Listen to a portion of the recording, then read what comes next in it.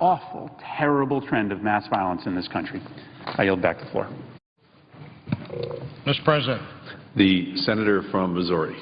Mr. President, I want to talk a little about the farm bill that will be on the floor, that we'll vote on at some time next week. I'd also predict, Mr. President, that this is the last farm bill that won't be driven by the new realities of people who want their food needs met in new ways. Those food needs are going to be greater, but we're going to be less concerned, I would expect, 5 years from now about farm surpluses and what happens if we grow too much than we are about how we meet the growing food needs of the world, partly because of population, partly because people, once they get better food, just want the better food. Once you've got the variety of food, once you've had the experience of better food, nobody wants to go back to the food that they used to have. And we're going to see that driving this debate more over the next few years than we have up until now. Now, agriculture in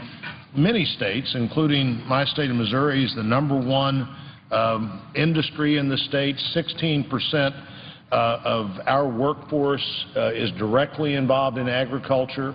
It continues in state after state. You and I have both heard it said that every senator represents an agricultural state, and they do. Every senator represents a state where agriculture is a significant part of what we do, as it's always been part of what we do. Fewer people participate directly on the production end of agriculture, but of course everybody participates on the consumption end of agriculture.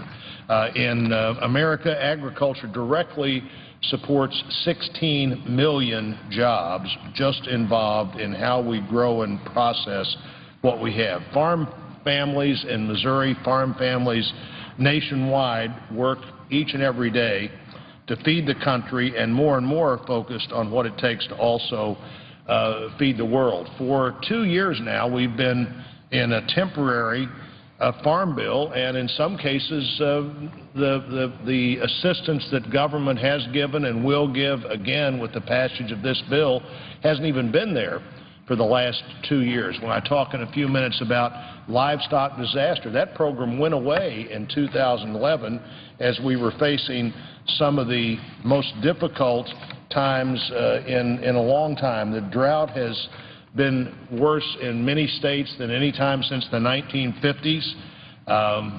Programs that would deal with that haven't dealt with that. But the investment in this bill really will reaffirm our commitment to being at the forefront of productive agriculture. It will provide rural communities the ability to compete both here and abroad. And certainly, Mr. President, it's not perfect.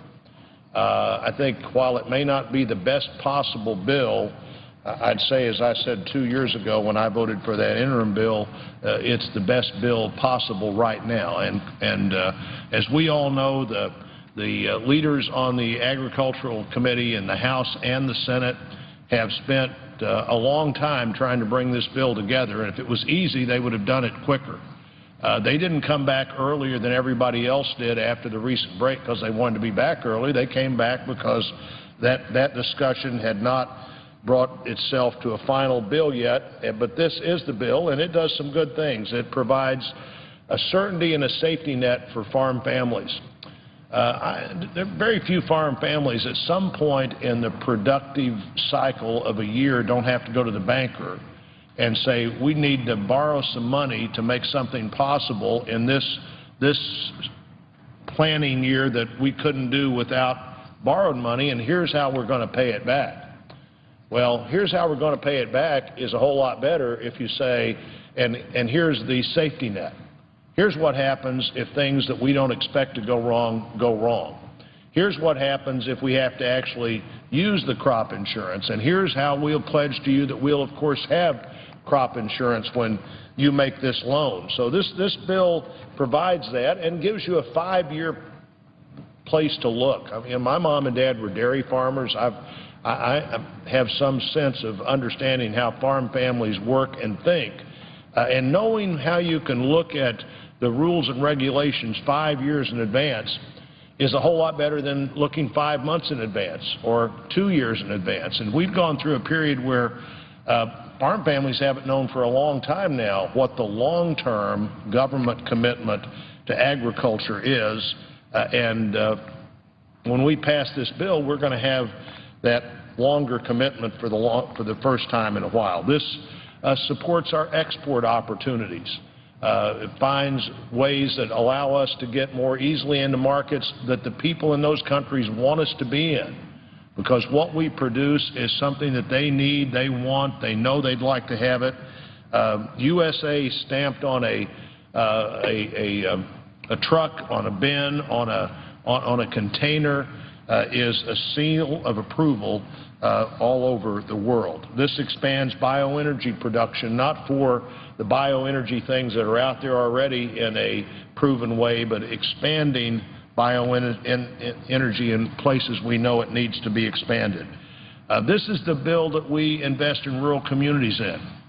80% of this bill is now in nutrition programs that affect people in the most urban parts of our country and in rural parts of our country, but the 20% that includes the crop insurance and other programs, I think crop insurance is about 4% of the entire bill here. We see people who are critical of how government is doing too much to help farm families, though they usually assume that all farm families are somehow big corporate farmers. But this 4% or so of the bill is that. In the 20% that deals with rural America, it's things like economic development that allow people to continue to compete and be in rural America. This gives our colleges and universities, and the land grants principally, but the non-land grants who have an agriculture mission, the things that they need, the tools they need, and research. I think research is we're trying to figure out how to be sure that our products are as healthy and helpful to the people that consume them as possible is a good thing. And this bill does that by securing at the same time some real cost savings. About $23 billion of deficit reduction because of the reforms in this bill, things that we have done in the past that we no longer believe we have to do for farm families to be competitive. I think 5 years from now we can look at this again and assume that the world marketplace allows us to look at farm legislation in a new way. I'd like to discuss a couple of important issues that are addressed in this bill. One is research. The other is livestock disaster assistance. In 2012, about 80% of the agricultural land in America experienced a drought. It was the most extensive drought in our country since the 1950s. In Missouri, all 114 counties were declared disaster areas because of that drought. Many with those persistent dry conditions were ranked among the very worst in the country. And we grow lots of livestock in our state, lots of livestock of all kinds, and particularly in cattle, beef and dairy cattle. We have livestock, we have other livestock that is a little easier to both categorize and contain and know everything you'd want to know about that. But these industries didn't have the kind of risk management programs they needed, and for whatever reason, in the last farm bill, the livestock assistance programs, the livestock disaster programs, and that's all they are. They're not to help you in good times. They are purely to help you in bad times. Those programs expired in 2011, just at the time when we had some of the worst livestock conditions that we've had in over 50 years. And so there was nothing there for those livestock producers. They were forced to liquidate their herds, resulting in the lowest cattle numbers since 1952. Now, what does that mean, the lowest cattle numbers since 1952? Does that just mean, well, it means we have fewer cattle, obviously, but it also means that the replacement of the herd is going to be harder to do. Not as many mother cows, not as many calves. Beef prices on shelves in grocery stores will reflect these cattle numbers for a long time because people had to sell their herds. In our state alone, there are 300,000 fewer cattle in Missouri than there were just a couple of years ago. It's the lowest number of cattle, in fact, a single-year decline since the mid-1980s. And it takes a long time to come back from that decline and have the numbers of cattle available for the feedlots and for buyers and for eventually the grocery store shelves that we would have had otherwise. I'm pleased that the Farm Bill makes these programs permanent programs, but again, they're permanent programs that only occur if you have extraordinary disaster circumstances that make them occur. Research, thanks to smart investment and research, we have the safest, most affordable and abundant food supply in the world.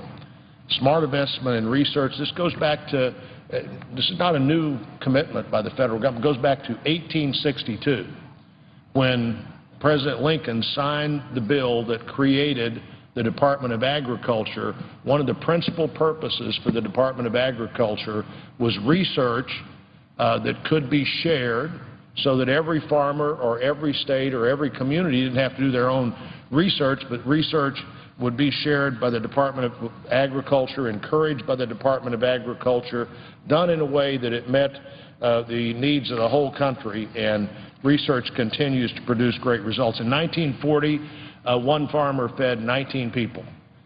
This year, one farmer feeds about 155 people. By 2050, global food demand is expected to increase by about 70% and to double shortly after that. The American farmer is the best farmer in the world at producing quality products that are desired to meet that growing food need. If world food needs double between now and some date shortly after 1950, Mr. President, that means we need to produce as much food in the second half of this century in any given year as we have produced. The 10,000 years of agricultural research has brought us to what we produce today. We need to double that in about the next 50 years. It's incumbent upon us to make sure we have the tools available to do that. As the ranking member of the Agriculture Appropriations Committee, certainly research has been a critical thing that our committee has worked on, and I'm glad that the Farm Bill authorizes these research programs and allows us to continue to encourage research that allows us to do what we need to do to meet our own food needs and world food needs. Agriculture research lets us have more efficient production, ways to eradicate pest and disease. It addresses the adverse weather conditions that crops grow in. Africa as a continent is not in the food production role that they need to be in if by 2050 the projection is half of the people in the world will live in Africa. It's in our best interest to see them produce more food as well, and of course it's in our best interest to maintain a safe food supply. Agricultural research can aid small farmers. We can see ag research that adds value to staple crops and adds nutrients to staple crops in countries that grow a crop that have a lot of it, but it just frankly may not have much value of food value, even though it may be most of what people eat. The Danforth Plant Science Center in St. Louis conducts critical research to do just that, to look at a staple crop in a developing country and figure out what that crop could, how that crop could be changed in a way that was beneficial to people that are used to it, that can grow it, but need to figure out how to select the best of those plants to replant the next year. Research into nutrient fortification, drought resistance, and disease and other things are important. The Farm Bill takes that step. The chairwoman of the committee and the ranking member of the committee, our friends, the senators from Michigan and Mississippi, have worked hard to bring this bill forward. And I would just close by saying again, I predict that as world food needs and 21st century opportunities for agriculture change, that's going to define the debate 5 years from now, well below what we are likely to anticipate right now. It's no longer going to be a world that's driven about how do we sell the crops we grow. I think it's going to be much more driven by how do we grow the crops that the world needs and Americans need, and how do we connect that result to the marketplace that needs it. American farmers for a long time have struggled with how productive they were in a world that maybe didn't need everything we could grow. I think that's not going to be the case in the very near future, and I believe by the time we get to the end of this 5-year farm bill, we're going to have a very different discussion about how we meet our own food needs and world food needs and the great opportunity in agriculture and agriculture business and competition that nobody is better at than the American farmer, and I intend to support this bill next week. Thank you, Mr. President.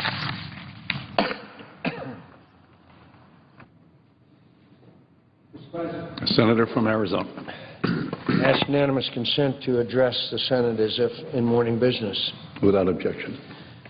Mr. President, I attended, like all of my colleagues, the President's State of the Union message the night before last, and obviously, and as always, the President delivers an excellent speech.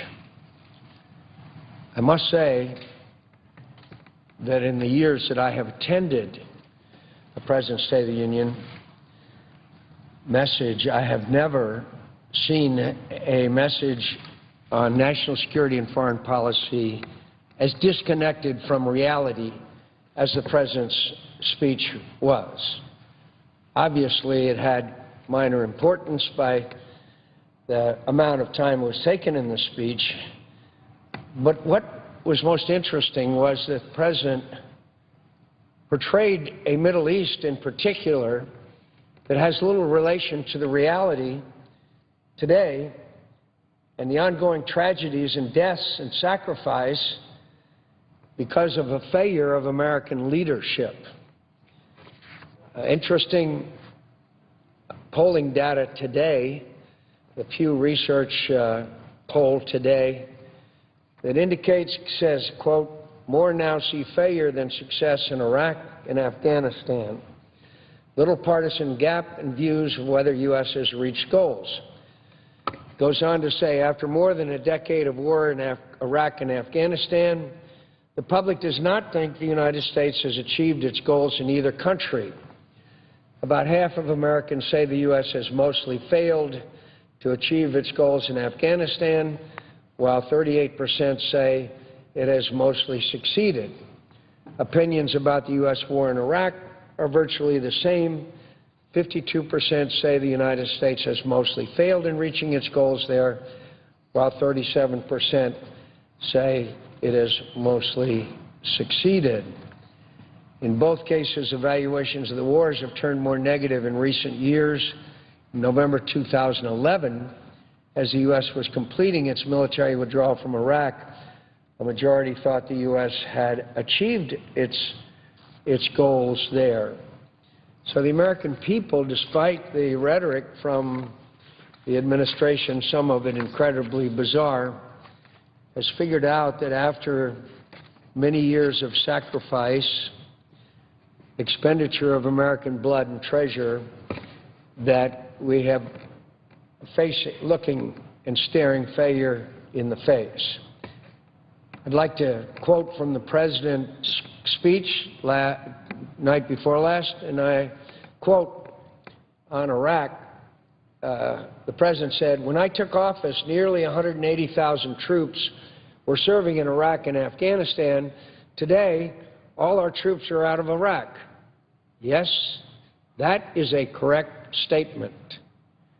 But what the President didn't go on to say was that Iraq is now collapsing under the weight of sectarian violence that now has exceeded that of 2008, one of the most dangerous years of the war. What the President didn't say was that there is sectarian violence, Sunni and Shia, initiated largely by President Maliki, which is causing attacks throughout Iraq. bomb detonations, IEDs, attacks on various institutions. President Maliki has driven his own vice president out of the country. The list goes on and on. But I say to my colleagues, there is no greater example of our failure in Iraq than Fallujah today. In the Second Battle of Fallujah, 2007, the United States of America lost 96 Marines and soldiers killed, over 600 wounded. Today, vehicles are driving through the streets of Fallujah flying al-Qaeda flags. Al-Qaeda is now in charge in Fallujah. I wonder what we tell families of those brave soldiers and Marines that were killed and wounded in the First and Second Battle of Fallujah. Because in the words of General Petraeus, who was the architect of the surge, which most of my colleagues, including the President of the United States, said would fail, when actually there are many of us who knew that it would and did succeed. In the words of General Petraeus, we won the war and lost the peace. And we lost the peace because the United States of America did not leave a residual force behind, and thereby allowing the situation to deteriorate to where it is today, with al-Qaeda now in charge of the city of Fallujah, Ramadi, Syria-Iraq border now being the headquarters and staging areas of al-Qaeda in both Syria and Iraq. And their black flags now fly over cities where brave Americans, Marines, and soldiers sacrificed their lives and their well-being. General James Conway, who commanded the Marines in the First Battle of Fallujah in April 2004, commenting on the failures of the administration's policies in Iraq, stated, and I quote, "In some ways, the al-Qaeda grand strategy is vindicated," and deplored U.S. policies that appear, quote, "weak and confused in the wake of how hard we fought to get those cities back in the first place." So what did the President of the United States say? Did he mention Fallujah? Of course not. He said, when I took office, nearly 180,000 troops were serving in Iraq and Afghanistan. Today, all our troops are out of Iraq. Yes, the troops are out of Iraq, and the place is going to hell in a handbasket. And don't think that these people, that these al-Qaeda and al-Nusra are not intent on pursuing their goals of radical Islam right to the United States of America. And this should concern every one of my colleagues and every American citizen. Yesterday, there was a hearing in the United States Senate Intelligence Committee. Al-Qaeda faction in Syria contemplating U.S. attack, intelligence officials warn. Senate hears Nusra Front has, quote, aspirations for attacks on the homeland amid concern over civil war's terrorism implications.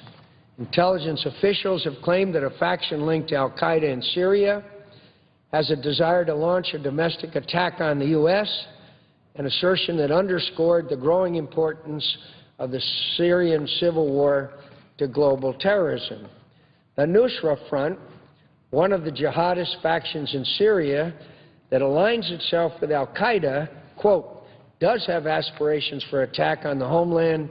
James Clapper, the U.S. Director of National Intelligence, told the Senate Intelligence Committee on Wednesday. It's yesterday.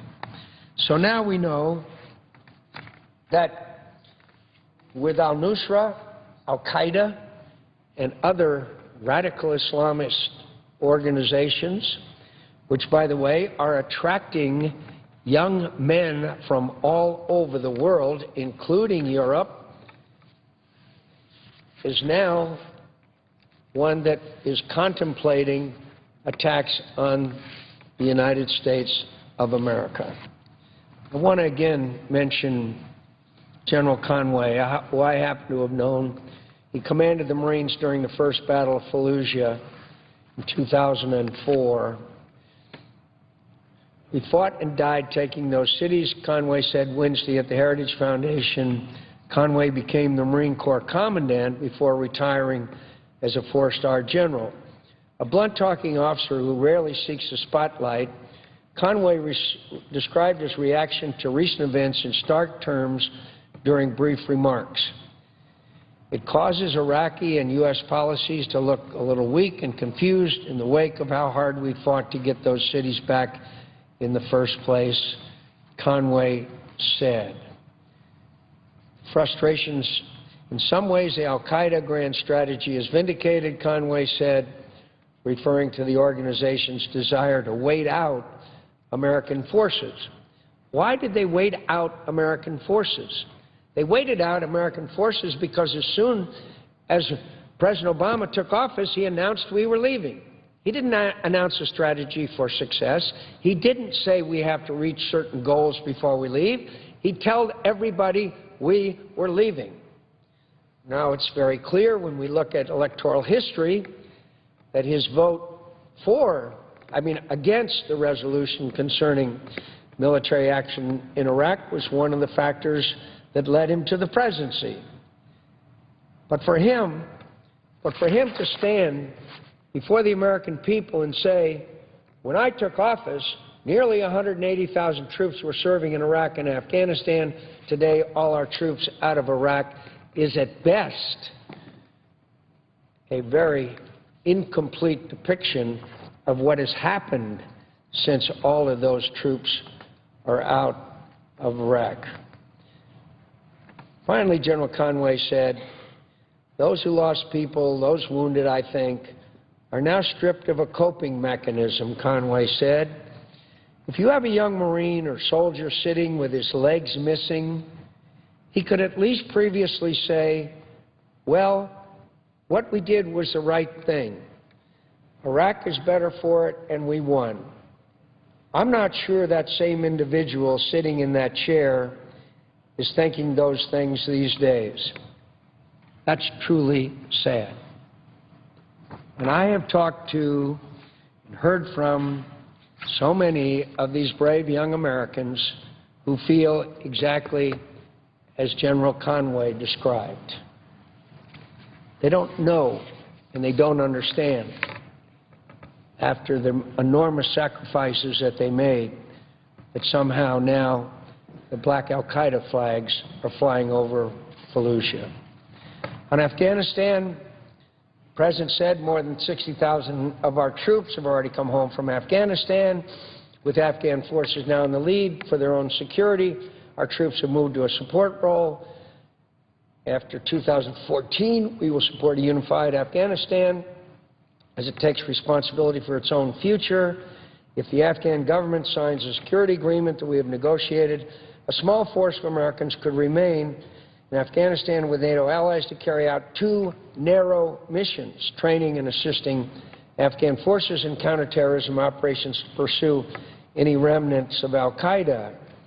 For while our relationship with Afghanistan will change, one thing will not, our resolve that terrorists do not launch attacks against our country. On the one hand, the President said there will be two narrow missions, and yet our goal is still that terrorists don't launch attacks against our country. Again, he failed to put forward a true proposal for our strategy in Afghanistan and once again avoided offering any specifics on troop numbers. Why did we not leave a troop presence behind in Iraq? Because they would never give a troop number. And anybody who tells you that the problem was not getting it through the Iraqi parliament is not telling you the truth. Senator Graham, Senator Lieberman, and I were in Erbil when President Barzani said, I will go to Baghdad. When we met with Alawi, and he said, I will sit down with Maliki, and we went with Maliki, and Maliki said, I will agree to have a force of troops in my country, how many? And we could not give him an answer, nor would the administration give him an answer. And in the words and testimony of our chairman of the Joint Chiefs of Staff, the number cascaded, in the words of the chairman of the Joint Chiefs of Staff, down to 3,500, and that would have been a force who spent its time defending itself, and therefore we did not leave a troop force behind in Iraq, and I have just described the consequences. The same thing is happening in Afghanistan. The President will not say the force level that he wants left behind in Afghanistan. Why is it that he won't? Now, I want to point out that President Karzai of Afghanistan is a paranoid individual, and he's been incredibly unhelpful. And it's been terribly disappointing to me, who I have known him for 14 years, that he's behaving as he is.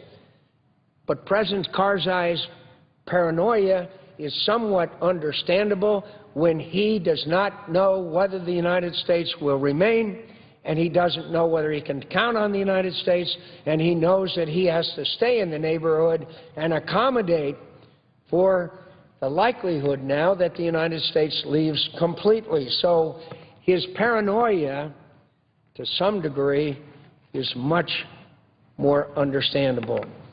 On our last trip to Afghanistan in early January, we saw firsthand the progress that has been made by American and Afghan forces.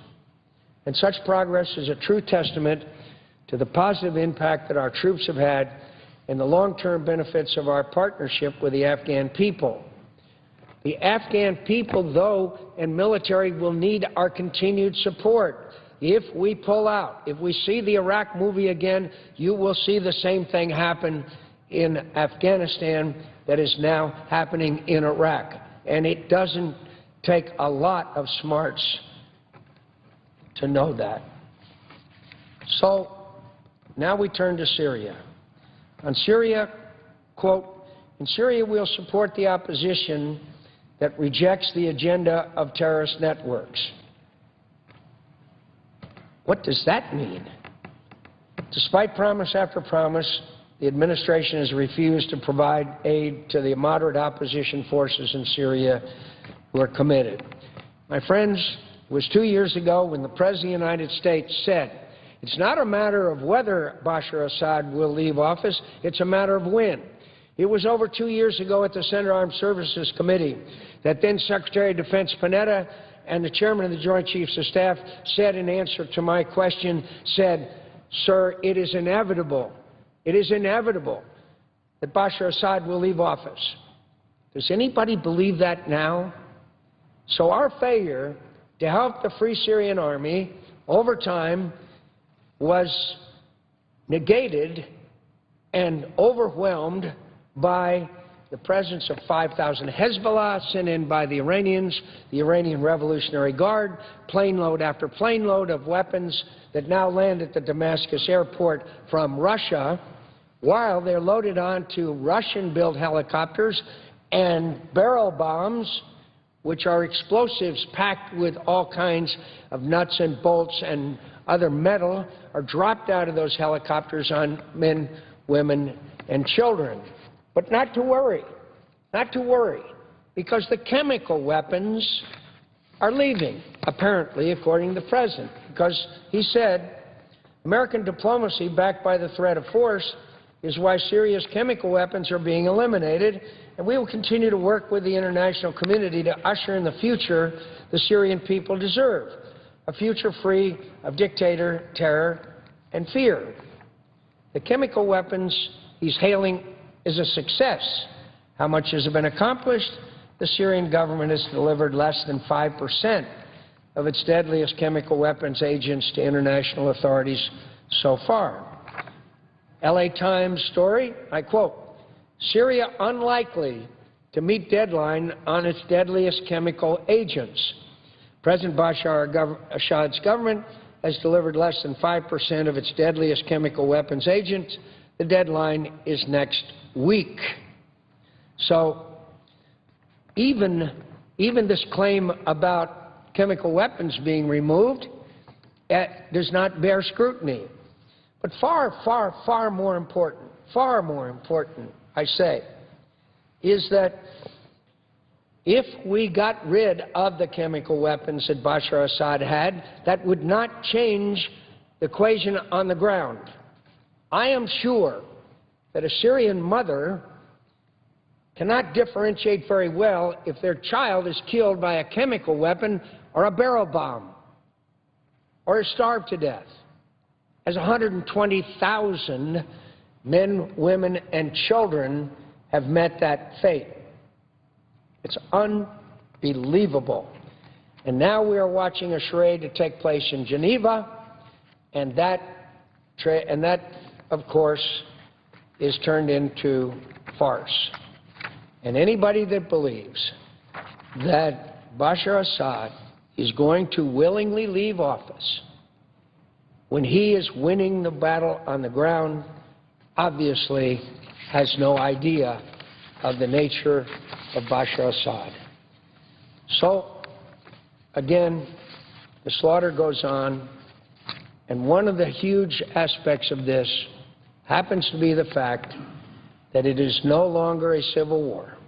I would remind my colleagues, this conflict began because in Homs there were some children that wrote graffiti, anti-Assad graffiti on the wall.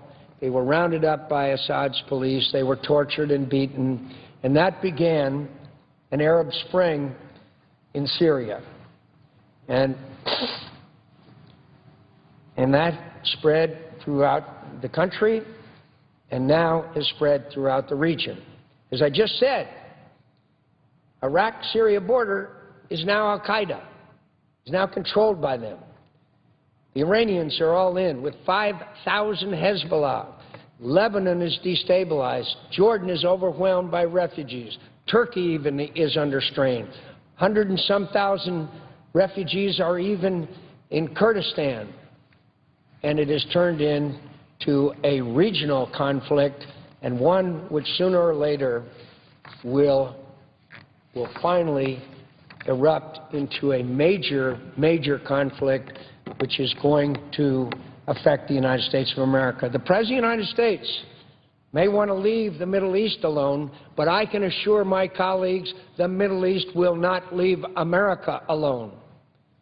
Look at the statement just today by our Director of National Intelligence, who said that al-Nusra, affiliate of al-Qaeda, is planning attacks on the United States of America.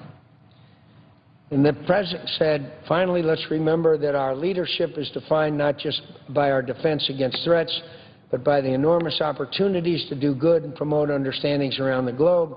And no one is better positioned to take advantage of those opportunities than America. I couldn't agree more.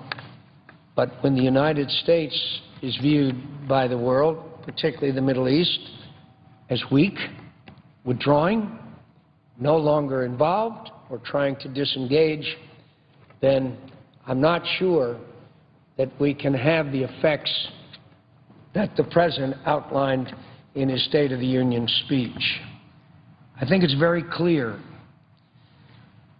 that a seminal moment, as far as the entire Middle East is concerned, when the President of the United States said that because Bashar Assad had crossed the red line in the use of chemical weapons, there was indisputable evidence that 1,400 men, women, and children had been killed in a chemical weapons attacks, and he then said that we were going to have to enact strikes against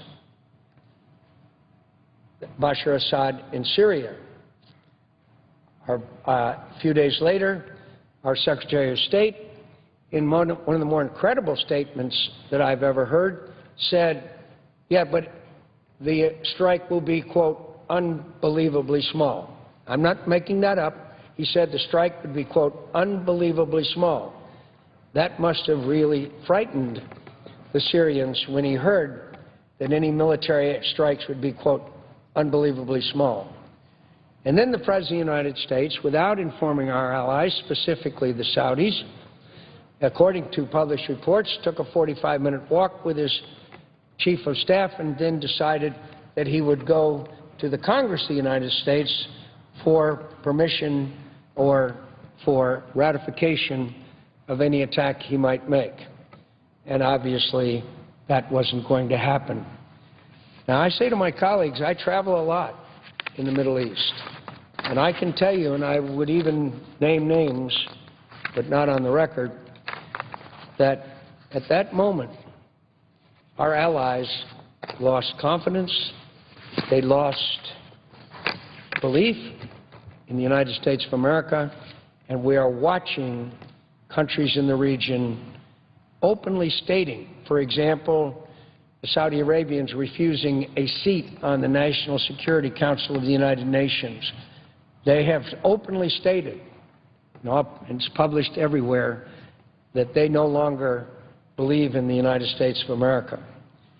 By the way, one of the other aspects of this, and there are many, there's a Washington Post story this morning, Europeans are flocking to the war in Syria. What happens when they come home? The story is about a couple of people that went from England. Distress among security officials is pervasive in European capitals, and in Washington, U.S. Intelligence Chief James R. Clapper, Jr.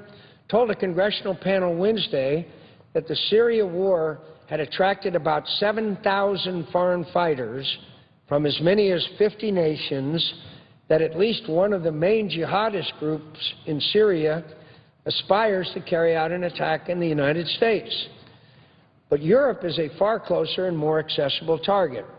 The International Center for the Study of Radicalization estimated last month that nearly 2,000 Western Europeans had traveled to Syria to fight, and that number was rising fast. French officials say 700 came from France. French Interior Minister Manuel Valls asserted this month that returning fighters represent, quote, the biggest threat that the country faces in the coming years. The anxiety has been especially acute in Britain, where memories are still fresh of the July 2005 transit bombings. These attacks, which claimed 52 lives, were carried out by homegrown radicals, at least 2 of whom had received training in Pakistan. So, quote, the penny hasn't dropped, but Syria is a game changer. Richard Walton, who leads counterterrorism efforts at Scotland Yard, told the Evening Standard newspaper, we are seeing it every day. You have hundreds of people going to Syria, and if they don't get killed, they get radicalized. So we are in a situation that I think of failed leadership over the last 5 years, and the chickens, unfortunately, are beginning to come home to roost. When the President of the United States, in his address to the nation, describes things in the Middle East as he did, I think it's very, very, very unfortunate, because that is not comport with the actual facts on the ground. So I say to my colleagues, the American people no longer believe that our mission in Iraq and Afghanistan was the right thing to do. I can tell my constituents that in 2008, things were very different. The surge had worked. We were gradually withdrawing from Syria. We had the Taliban in Afghanistan largely under control. In Syria, Bashar Assad was losing, and now the terrain throughout the Middle East is dramatically different. And as much as I regret to say it, it is my obligation to tell my constituents my view, and that is that we have very, very, very difficult times ahead. And I do not like to predict bad things are going to happen, but right now, I don't see how they can be avoided. Mr. President, I yield the floor.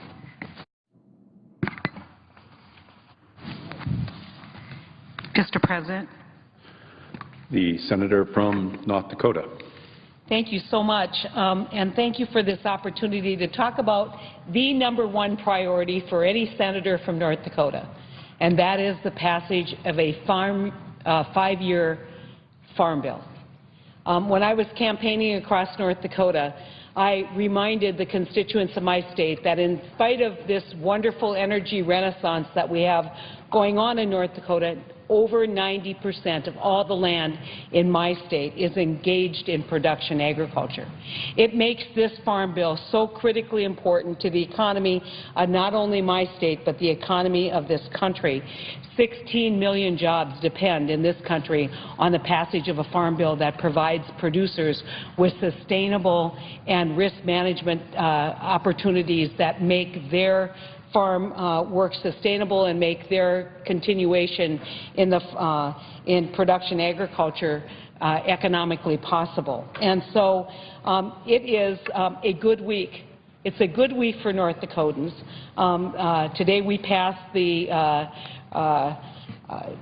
flood insurance bill, which will prohibit draconian and very dramatic increases in flood insurance prices from affecting my state, but also we are on the cusp and terribly close to doing something that we have waited so long to do, and that is to pass a 5-year farm bill. I want to talk about, just in general, some of the things that the Farm Bill does, but I want to focus my attention on 2 areas that I think not a lot of people have come to the floor to talk about, and that is the provisions for beginning farmers and beginning ranchers and the importance of the livestock provisions in the Farm Bill. But first I want to say the Farm Bill achieves the goals that puts our agricultural system in a strong position to continue our role, this country's role, as a world leader in production agriculture. Now, that is achieved through an effective farm program for growers, livestock disaster coverage for ranchers and livestock producers, enhanced crop insurance offerings, expanded agricultural research, increased export promotion for agricultural products. And I want to make this point. If you look at our balance of trade, we have been buoyed in our balance of trade by the inclusion of agricultural products and what we do on the farm that has made a difference to that trade deficit. Critical investments in biofuels. Biofuels that help build a stronger and more vibrant, more resilient energy policy in our state. Renewal of a sugar program to prevent excess imports of unfairly subsidized imported and foreign sugar. And targeted conservation assistance to tackle unique challenges, and particularly in my state, in the Red River Valley and in Devil's Lake. But I want to kind of tell you a little story. For years, I've been going to farm producer meetings. During my time as a state official in North Dakota, I spent a lot of time at the Farm Bureau, a lot of time at the Farmers Union, corn growers, soybean growers, and just getting to know and understand agriculture, work on tax issues, work on regulatory issues. And I always felt like I was the youngest person in the room. That whole while, and I was in my 30s and 40s, I would walk into a room and feel young. And that's really been true. And I had a really wonderful experience when I was back home in this last trip. I went to something called Precision Agriculture, which is a special conference that Farmers Union hosts for North Dakota NDSU Extension, where they look at using different kinds of new technologies, whether it's application technologies to be more efficient in how we use fertilizers and seeds, whether it is just finding an app that gives us more information for marketing, you name it. The Precision Agriculture Conference has gotten bigger and bigger. But why I want to point that out and why I want to tell you about it is I stood at the podium and I took one look and I said, I want everybody under the age of 45 to stand up. And well over half of my audience stood up.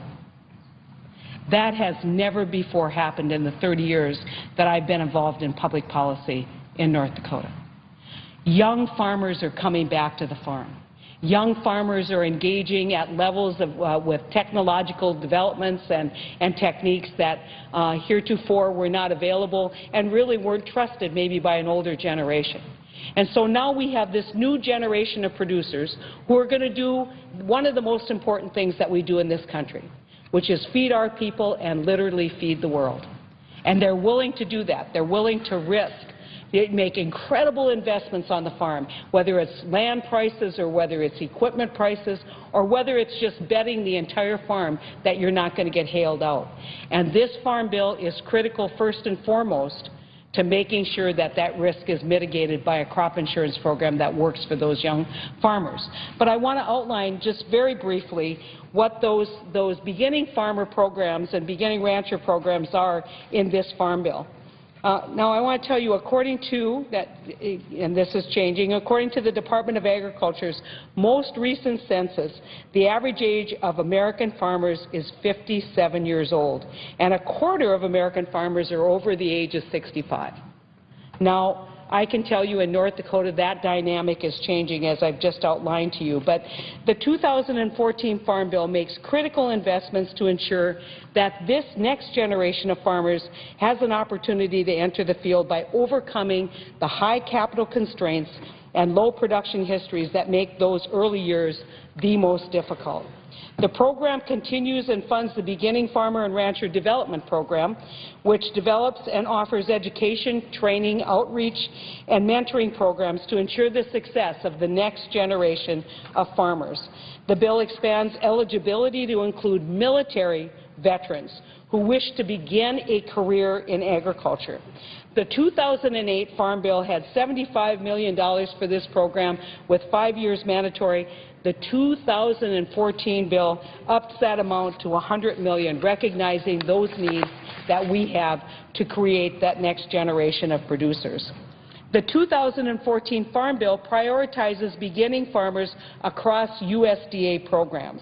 The Department of Agriculture is required to prioritize beginning farmers to ensure they have access to USDA programs. The bill continues to set aside loan funds for both the beginning and socially disadvantaged farmers who struggle to find credit someplace else. There are also 5% set-asides in the Environmental Quality Incentive Program and the Conservation Stewardship Program to make sure that beginning farmers and ranchers have fair and equitable access to conservation programs. This new Farm Bill increases access to capital for new farmers and ranchers. The bill makes significant strides in increasing lending to beginning farmers by expanding eligibility, removing term limits on guaranteed lending, and strengthening microloan programs that serve those beginning farmers. This Farm Bill encourages older farmers to help beginning farmers through conservation. The bill reauthorizes the Conservation Reserve Program Transition Incentive Program, which gives 2 extra years of CRP to retiring farmers who transition their expiring CRP lands to beginning farmers. This program has seen great success with retiring farmers who want to help the next generation get started. This new Farm Bill helps beginning farmers buy land. The bill reauthorized Contract Land Sales Program, which guarantees loan payments to retiring farmers who sell their cropland to beginning farmers. It also continues the down payment loan program, which allows young farmers without much money to start investments / down payments on a farm or a ranch. The borrower makes a cash down payment of at least 5% of the total cost, and the government provides a low-interest loan for 45% of the payment. This new Farm Bill invests in value-added strategies that are especially important to these new farmers. Value-added grants encouraging independent producers to process raw products into marketable goods, adding value and increasing farm income. Beginning farmers will continue to be given a high priority in this program. And it helps beginning farmers plan in the early years. The bill continues the beginning farmer and rancher individual development accounts, which are designed to help new farmers finance their agricultural pursuits. And so for that next generation who looks and says, is there opportunity in being a farmer?